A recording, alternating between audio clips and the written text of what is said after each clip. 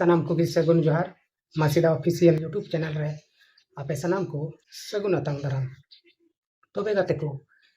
तेहिं दिन रे आपे चेल का हेना पेया आसोक कनाई आपे मौज आर नापाय गे हेना बड़ा पेया आर इन हो मौज आर नापाय गे हेना तबना देलाबन तबे तेहिं अबो नोआ वीडियो रे गालमारा बन अबोरेन पूर्व विधायक से विधायक सूर्य सिंह बेसरा नेमरा पहिल धावे चलाव कना जहाँ शिबू सोरेना ओड़ा कान ओंडे शिबू सोरेन ने बुंगा तलायन ओना बादे चलाव कना आर शिबू सोरेन गे श्रद्धांजलि एमाय लगी ते चलाव कना से मेद नेपेल लगी चलाव कना आदो उनी शिबू सोरेन बखरा हेमंत सोरेन बखरा से झारखंड बखरा से झारखंड मुक्ति मोर्चा बखरा चित को ये रोड के कतबोना ओनागे कटिज मारांग वीडियो क्लिप रेबन आंजोमा आर सूर्य सिंह बेसरा ओकालकान नेता कनाय ओना हबन आंजोम ताया उनिया मोचा खन आदो देलाबन तबे बिना बिलोम कते उनिया वीडियो क्लिप कटिज मारांग बन ᱧᱮᱞ लेताय गे इना बात आबो दो विस्तार तेबन चर्चाया आदो देलाबन बिना बिलोम कते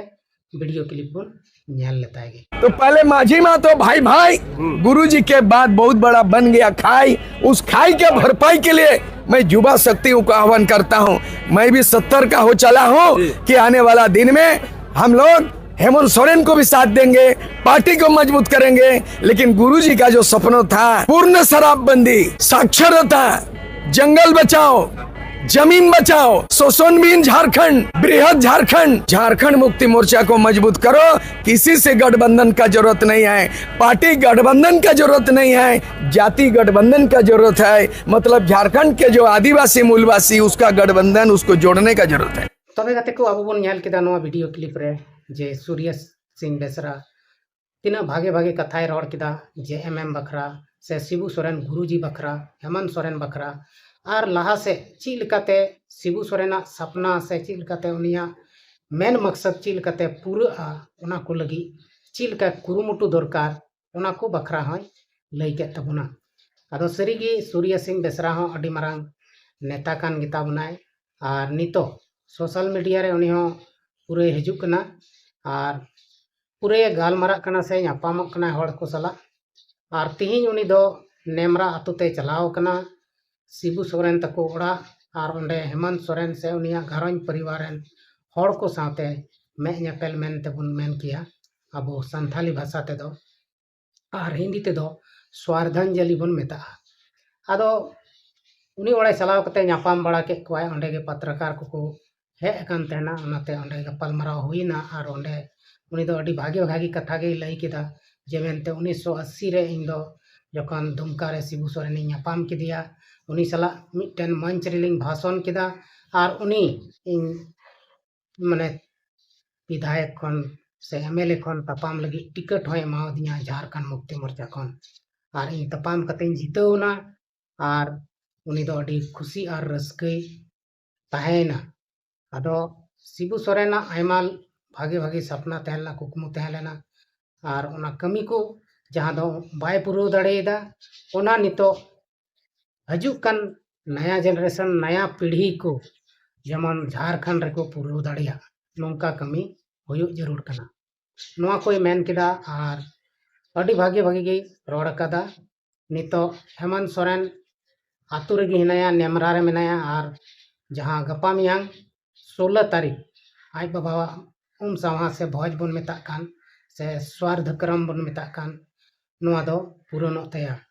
आदो ओना इयते तेहिं हेमंत सोरेन हो गापा जहां 15 अगस्त जहां झंडो तोलन हुयो ओना दो उनी दो बाई झंडो तोलन दड़िया आर निया दम दो आबोरेन राज्यपाल महोदय गे झंडो तोलनाय रांची रे दो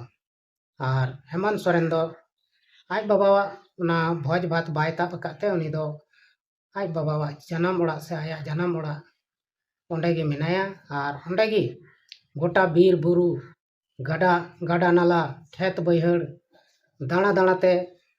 पूरा ओना कोरेना आस पास रेन हड़ को ᱧᱟᱯᱟᱢᱮᱫ कोआ आर उनको सला ᱧᱟᱯᱟᱢ रपड़ कते कथा को बुझेत कना जे मेनते आतु देहात रेन हड़ को तिना दुख तकलीफ मेना तिना कष्ट को मेना ओना को सला पूरा भागे भागे परिचय कना से पूरे बुझ नाम दाड़ियाग कना आदो ओना इयते ओंडे खय रुवाड़ कते 16 अगस्त बाद चीज को ये कमिया आदिवासी संथाल को लगिद ओना दो उनिगे बुझाव दाड़िये ताबना चेदा से निया दम दो पूरे उनिये आतुरेन हर सला आदि दिने बिताव केदा आदि दिने बितावेत कना आर दिनम हिलग गे हर को सला नापामोग कना ओनाते जरूर उनी भागे हुदिस से भागे सोच विचार जानामाया आतु हर को सला नापामते आर आतु हर को चीलका मुश्किल रको ताहेनोग कना ओना को बखराते आदो विकास की घड़ी पासे बढ़ाव दाड़ेया समय को विकास दाड़ेया चीलकाते विकास हुआ ओना को रिया हाँ पंथाय बनाव दाड़ेया चेदा से प्रैक्टिकल कते नेल केदा जे मेनते चीलका हर को ताहेनोग कना आज हों नितो ओना जायगा रे ताहें लगाव कना से ताहेन कना आदो अब बन नेले कना प्रतिदिन सोशल मीडिया रे आयमा लेकाना समाचार को हजुग कना उनिया ओड़ा रिया आर उनकुआ घरन परिवार रिया नितो दो सरीगी शौक रे मेना कोआ सनाम हर दुखी रे हेना कोआ आर नोआ दुखी समय रे उनी दो ओंडे खन गे नेमरा आतु रामगढ़ खय नेमरा आतु रे खन गे उनी झारखंड राज्य रिया कमी को हये नेलेत कना आदो कमी को सनाम लेकाना नेल दाय से पुरवे कान गया आर ओंडे आयमा हर सला नापाम कते उनी भागे भागे बुद्धि ज्ञान को हे आय कना आर नोआ इयते उनी दो फिलहाल दो दुखी रहनाया माने दुख की समय रे से दुख घड़ी रहनाया आर ओना इयते उनी दो चिंता भावना एदाय चिल कते इन बाबा आत्मा शांति नाम ओना लकते उनी दो मिटन हो उनकाना कमी बाय कमीदा जे मेनते आज बाबा आत्मा शांति बाय नाम ओनाते उनी दो हमेशा लगा हुआ मेनाया आर हमेशा उनी जहाटा कमी लेखती कना जहाँ परंपरागत जहाँ कमी जरूर कना ओना को कमी तगे मेनाया आदो तिहिं दो उनी आय बाबा भोज 16 तारीख कना ना आर 10 करम